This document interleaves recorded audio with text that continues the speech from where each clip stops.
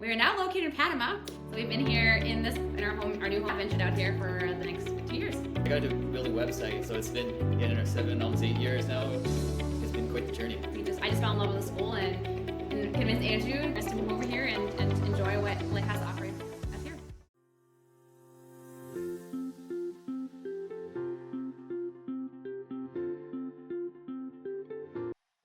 Hello, everyone.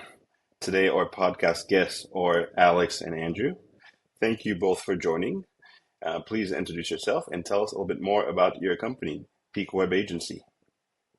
Hi, I'm Alex Carter, and I am a Master Certified Neuro Coach and a former educator, Director of Educational Technology. And about 2.5 years ago, I joined Andrew, my husband, in our digital web agency to support us in reaching more people and helping business owners be more visible and reach more people to create more impact with the services and the products and the coaching that they provide. Andrew, to you. Hi, I'm Andrew Forbes. I'm a designer developer. Building websites for our clients, we just like to help mostly like service-based companies, particularly coaches, but that people who want to make an impact with those around them. So our goal is to help make our clients look good and be seen on the internet. So I love it. I love it. Listen, it's the first time that I'm interviewing two people and a couple working together. So, Andrew, what did you have to do to convince Alex to join you? It's the other way around. She's the one that's like, hey. I love it. I love it. There you go. So I see a lot of I see some greenery behind you guys. Where are you located? We are now located in Panama, so we've been here in our new home here for a week, and we moved here 3 weeks ago. So Wow. July 30th, we jumped on a plane with 9 suitcases and ventured out here for the next 2 years. Wait, that's amazing. So wait, you said you left Canada to Yep. move to Panama. That's a bold move. Congratulations, guys. That's awesome. Thank you. And what prompted that? Our daughter. Our daughter, and also I know I've formerly taught overseas, and is just always wanting to go overseas again, and having taught in international schools, and seeing families with children, I always look forward to being able to do that myself. And then with the agency, it was a matter of what does that look like now, not being in the schools, and how do we create that, as entrepreneurs. And with Abigail going into kindergarten the fall, I found this jungle school, which was a vision that I sort of had of a school I could imagine for her. And I happened to find one here in Panama. And so without coming here first, I just fell in love with the school and convinced Andrew for us to move over here and enjoy what life has to offer us here. Look at that. You convinced Andrew of a lot of things. To come and work with him, to move to Panama. Look at that. Look at that. But listen, Andrew, I don't blame you. Happy wife, happy life. That's what they say. So I get it. I get it. But all right, guys. So listen, and also you mentioned jungle school. So this is, I assume, exactly what it sounds like. It's an outdoor school. Yeah, that's awesome. I haven't heard of many jungle schools, but I'll keep that in mind. Panama for the jungle school. I like it. Yeah. So, all There's right. a canopy actually from where we're sitting right now, we can see the canopy of trees, and there's actual howling. Is it howl? No, the monkeys actually live in the trees. You can hear them in the mornings and at night. Actually, I think they were cheering you on in your run this morning, to be honest. Oh yeah. That's awesome. Were you guys big outdoor people when you were living in Canada? Yeah, makes sense. Makes sense. Could pay my wife. I don't think she would agree to that. She's never camped, none of that. So it's not for everyone. It's not for the weak. So There's definitely a few mosquitoes here, so I can imagine. I can imagine. She never had a problem with the mosquitoes. It was always me that they attacked. But it's so. I mean, listen, guys. You guys have a lot going on. So thank you. I really appreciate you guys being on here. And let's dive into some questions. So first of all, thank you for the background. I understand that Andrew, you've been a web designer for quite some time now, and then most recently, maybe like what did you say in our previous conversation? I think you mentioned 8 years since you started the agency. So explain to me your journey here. Like, why going from web design to starting the agency? Um, so my whole career, yeah, I would start something, add a little bit, and move over, add a little bit, and continue to sort of shift, evolve. And so, like, like to recap, I guess I got into building websites because I had started a music promotion company Hmm. way back, like in 2009, 2010. And it was the best way because I have an arts degree and music degree and a few things. And so helping musicians was one of the best ways to do it was to build like websites and back then MySpace websites Hmm. and to get visibility that way. Well, sort of fast forward through some like working in post-secondary education and in other ways, in other industries, I yeah continued to do websites on the side, and then it finally got to a point where I decided I had finished my master's, or I was almost finished my master's, and decided to like take this on and do it full time. Yeah, ditch the day job, so to speak, and just full time agency, running my own company. And yeah, so it's been in our 7, almost 8 years now. It has been quite the journey. I bet. I bet. Congratulations. It's never easy to make the transition from a corporate job to going out on your own because there's no more guaranteed paycheck anymore. You actually have to put yourself out there and hope that, like, you get clients, you get customers, and have that reoccurring source of revenue. So I totally, totally get that. And what about you, Alex? You mentioned quite a bit of stuff also in your background. So what made you decide to join Andrew? So in the fall of 2019, I experienced a burnout when I was at what I thought was the peak of my career, and I was a director of educational technology and innovation, and ended up being off work for about 6 months. Sort of healing myself, fixing myself, and in that time, I became a certified neuro coach. Started learning all about the brain. COVID also happened. I also got pregnant, and priority shift, vision Of shift, course. and I really wanted people started coming to me wanting to learn more about this neuro coaching and me, sort of healing or getting better from anxiety. And then I started a coaching business, and we did that for a couple of years. And then of course we were pregnant now with our second daughter, and it was kind of like, you're building two businesses at the same time. The resources you're using, it just sort of made sense. And I had said it for a long time of like, I don't know why I don't just come over to the agency.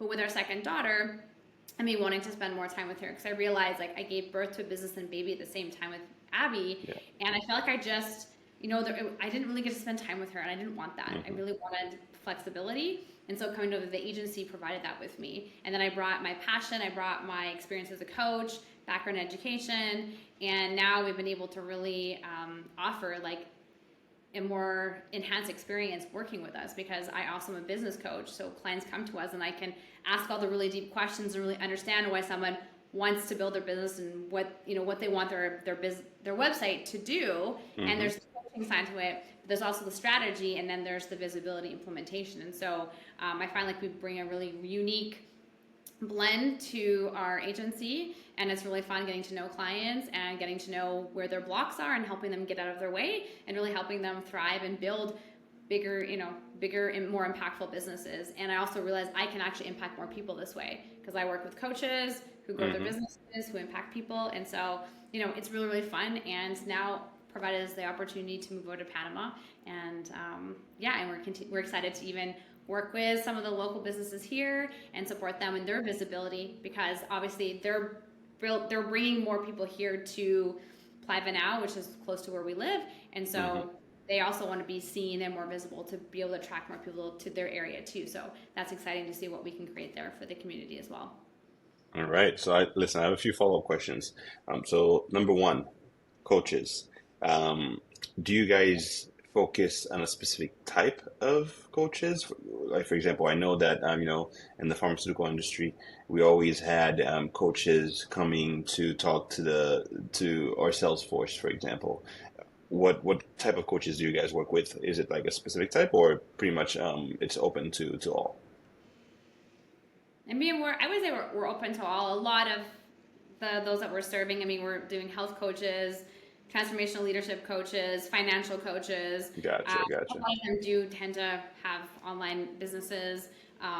But I'd probably say that, like, those, we're also helping a lot of coaches that also run retreats.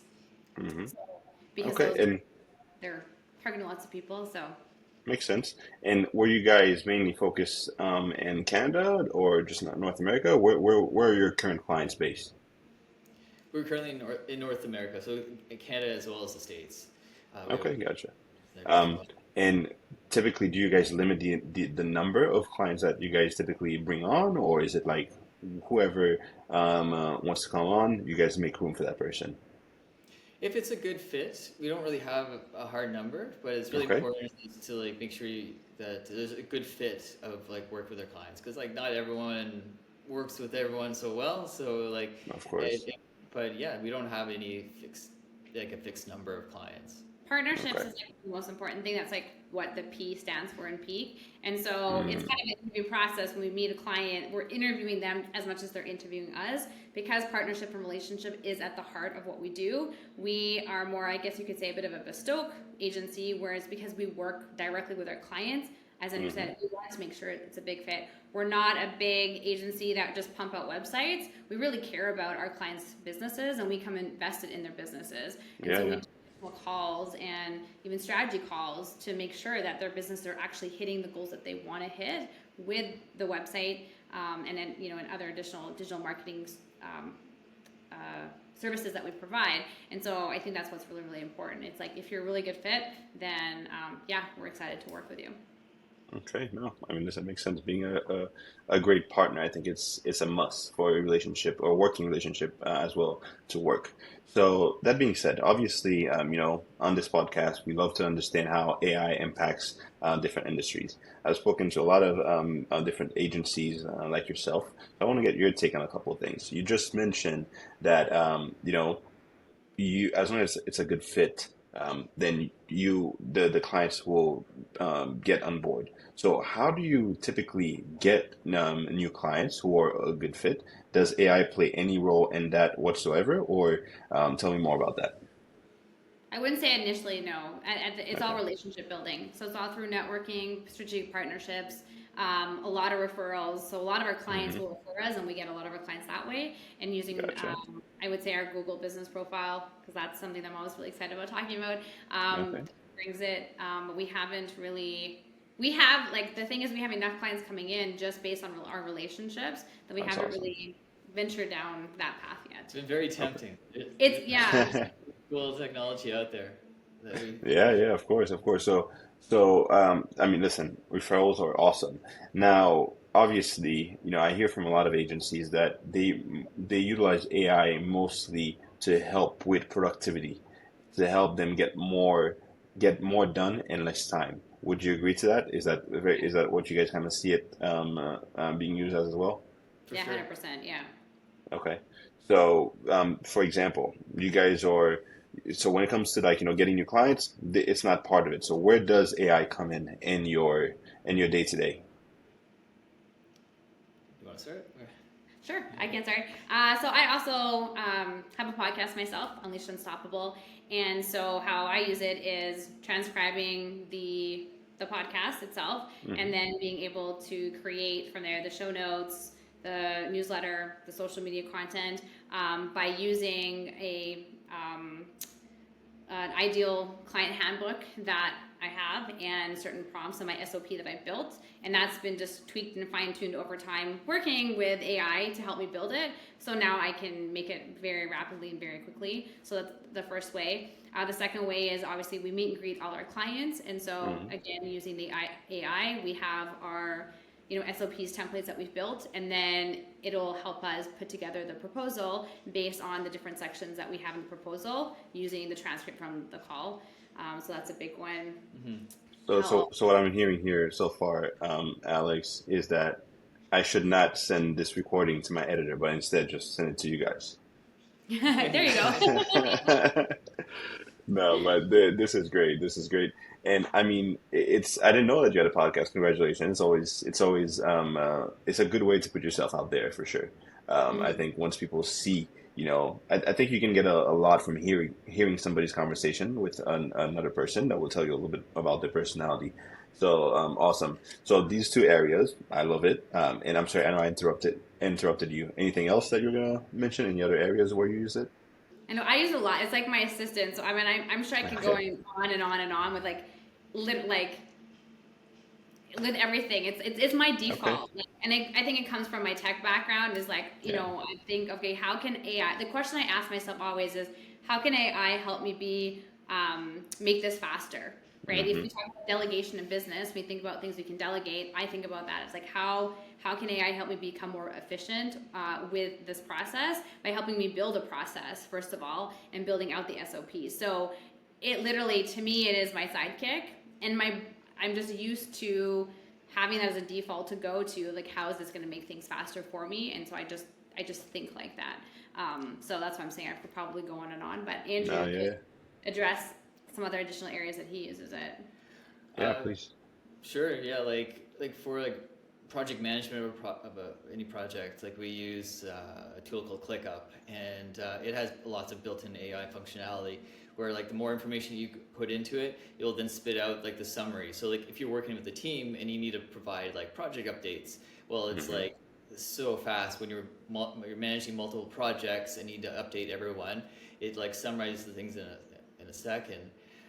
Or if you need to like analyze content and improve it. Like it's such a great tool that I always think of it as like a glorified assistant. Like it gives you an Mm-hmm. amazing first draft. Like you never want to just copy and paste things blindly, but you want to use your expertise to look over everything. But it can save you so much time of like generating content or creating new content that we use that a lot. Just to like like the worst thing you do is getting like stuck with like writer's block of trying to figure out like what you're gonna say. So you can like there's so many great AI tools to help you generate those ideas that kind of keep Yeah, you yeah. moving, so that you're not just like wasting time. So that you're always coming up with new ideas, help find ways to like help your clients out. It's tremendous. So, so I know we discussed like the website design, but what else? What other services that you guys offer? So yeah, design development of websites, and then we do some digital marketing. So Mm-hmm. like we'll help with like optimizing like YouTube optimization, search engine optimization, um, uh, some like digital advertising, like some Google ads as well. When the if the client needs it and it's like a good fit from our experience. Um, Mm-hmm. a Google business profile that like we love using those for if on a local SEO strategy. We do And podcast so, editing as well, and also some video production as well. okay. So you guys mentioned, being a good partnership, good fit, quite a bit of time. What does that look like for you guys? So for our listeners here, how do they determine if they're a good fit? Is it just like, hey, we're gonna have a conversation and see if we click, or there's some criteria that you guys are looking for? Most of it comes from conversations. Like it's not we don't have a formal like Okay. checkbox that we need to like really go over. It's more it's just like talking, getting a feel for people. Is there a good healthy amount of respect between both parties? Like does like the like when you're communicating or working together, like does it work or is Gotcha. it like a drag every time you have to talk to them? like Yeah, like yeah. it's a very informal process, but like, but it's still like really important because like you only live once, so like you don't want to be like having a bunch of clients that like you dread working with. You Of want to be course. working, you want to do great work, and the only way you do great work is like working with people that you want them to succeed. like, Mm-hmm. so, 100%. or just So, makes makes your life a lot easier. Yeah, I'd so. say a lot of our clients are very passionate about the work that they do. So we often say like we work with passion and purpose-driven, leaders and entrepreneurs, business owners, because that they didn't just decide to build a business to build a business. It's not a checkbox, right? They actually care about what they're doing. They care about the impact they're making. Some of our clients end up having multiple businesses, and mm-hmm. so they get super excited about it. And like we have a client that made a Jamaican patty business, but he was so excited about it. And I just think about that as like when I really think about all the clients we work with, they're all very passionate. They don't just do it because to make some money. They do it because they truly care about what they do and how it's impacting other people. And that's what we get excited about, is people that really are passionate about what they're doing. And like I said, we become invested in it. So we want to, we can tell by the people's energy when they show up, when we meet them, whether, you know, oftentimes if they're a good fit or not. No, I mean, listen, it makes total sense. And, you know, I like what Andrew said also. It's, you don't want to work with people that you don't like or don't get along with, because it will make that relationship that much more difficult. So besides, like, you know, there being a good fit and being, you know, comfortable working with that individual, what would you say is the biggest challenge for you guys when you're working on these projects? Like, what is something that's constantly coming up that you're like, I wish this could go differently this time, but every single time you guys kind of like encounter the same issue? And it doesn't have to be like, you know, just constant issue, but like, just I want to hear you about the challenges, really. That's a good question. I guess sometimes in this, the first thing that comes to mind is like documenting processes. Like it seems like a straightforward thing, but like, uh, yeah, just like trying to be as efficient as you can, like on a project. And it seems kind of in a way silly that like we've been building websites for so long, but there's always seems to be ways you're like, oh, we should have been doing this faster, or Yeah, there yeah, always yeah. seems to be more efficient, and like and so. Um, So for example, I hear of, like, you know, templates. There are a bunch of templates out there for you to be able to like just put a quick website together in no time. But obviously, as you probably will tell me, there are differences between a $5,000 website and a $50,000 website, right? So does that have an impact at all? Like, I assume that, like, you know, based on what you're saying, you guys don't really use templates. You create everything from scratch. That's correct.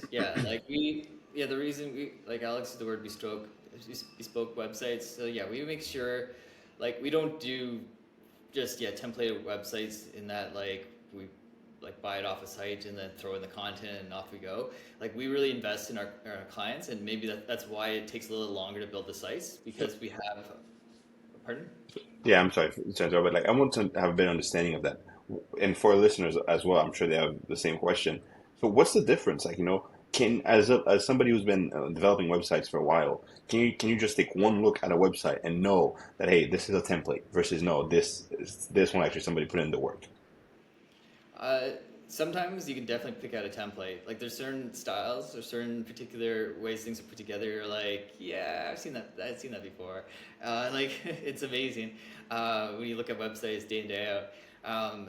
But yeah, like the most important thing that to tell that they've really put the message or the time into it is the message. Is like, does, like, when you land on a website, like the saying goes, you have like, well, 3 seconds. 3 to 5 seconds, probably is even less now, up to basically like explain like, hey, what you do, how you do it, and how you get involved. Like, or like, why should, as a visitor, care enough to want to like scroll down and learn more about you, and then ideally get in touch or proceed to those next steps. And so like, if you can't, like, if you just slap together a very templated site that doesn't have the right the time spent like with a refined message to that really caters to your ideal client, addresses their problems, and really wants to like encourage you to take that next step. Yeah, it's wasted time, and So, often that's one thing that people, yeah, like often like will overlook, and or not put in that time to really make sure that you have that really that nice message that and a customer journey to like get them through the site properly. gotcha. So really tailoring it is much easier to tailoring it to a specific business is easier to do with when you create the website from scratch versus when you use a template. Because for me, what matters in a good website is what's the call to action. You know, I have to be able to go on the call to action, and I mean, I'm sorry, go on the website and see exactly what the call to action is. Whether you want me to subscribe to something, whether you want me to buy your product, to know about your story. This is for me what determines a good website. And to your point, I can see how, like, a website tailored specifically to a brand could be much better than something that's just been a template that just has the same flow for every different business that uses it.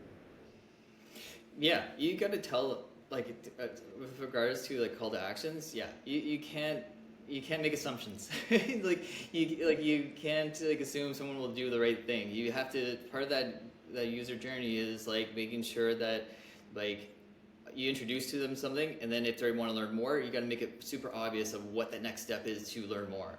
Yeah.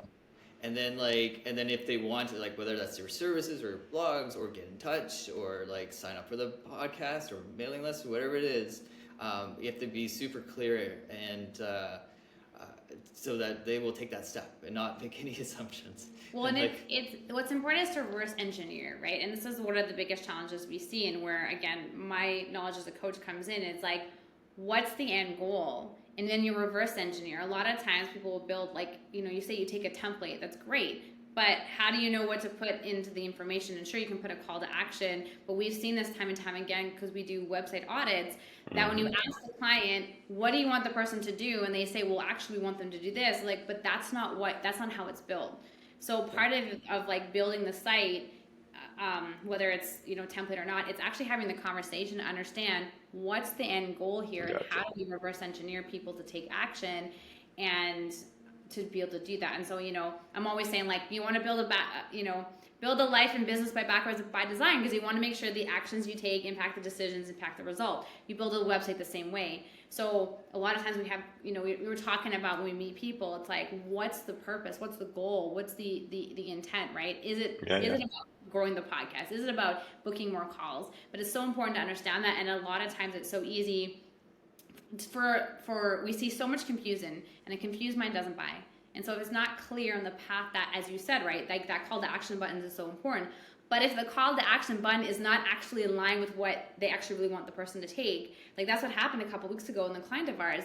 She was like, well, they're calling us and we don't want them to call. We actually want them to book it on the calendar. Because again, phone calls is manual labor. But that's but there were two buttons, and it was, and then the button that was bright was actually the call button. And just little things. But it's the details, and the details make everything when you have 3 seconds to catch somebody's attention, and so that's what really matters, that it's not just a website. There's like strategy built in, of course, the website, right? So that being said, obviously, and Andrew, I'm sure you're more familiar with them than I am, but there are a few tools out there that can actually put a website together for you. A few AI tools that can do so. What are your thoughts on them? Do you think that this could impact your industry in the future? Yeah, there's some really cool tools out there, and there's ones that I've seen where with a few prompts it'll like generate the full website for you, and you can put it up there, and it might work. Like, one thing that I'm worried or I'm cautious about at this point is like, how do you update it? Like, it's one thing to have like engineer or some sort of like an AI tool to build all the code for you, but if you don't know how it's built or don't have someone on your team that knows how it's built, maintaining it is always the question I have of like, gotcha.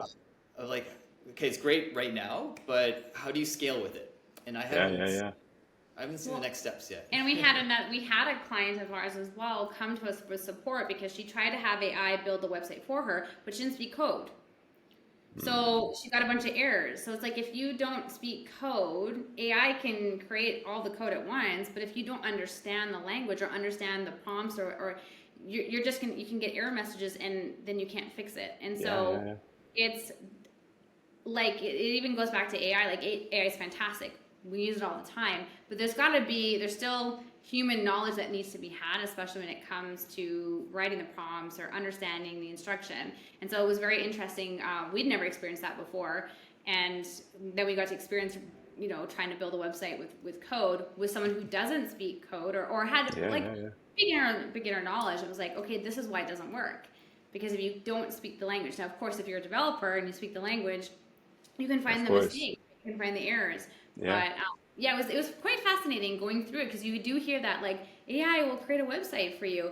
It's like Hmm. right, but it's only going to get you so far.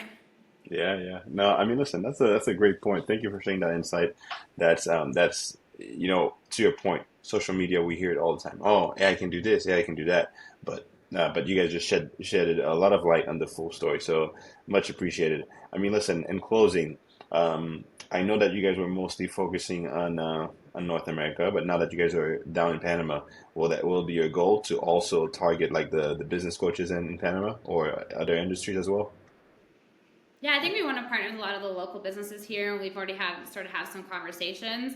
A lot of people in this area, either have local businesses but also have, businesses abroad. So we have, slowly began to expand more and more. And so it comes back down to our vision. We want to work and partner with, mission driven individuals that want to create an impact with what they're doing. And, whether it be here, Panama, Canada, North America. I'm trying to think if we have clients in the UK.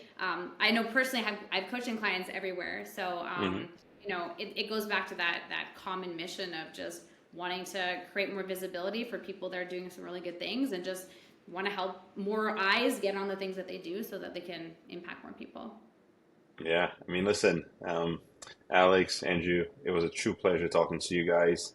I'm excited for you guys. Congratulations on the big move.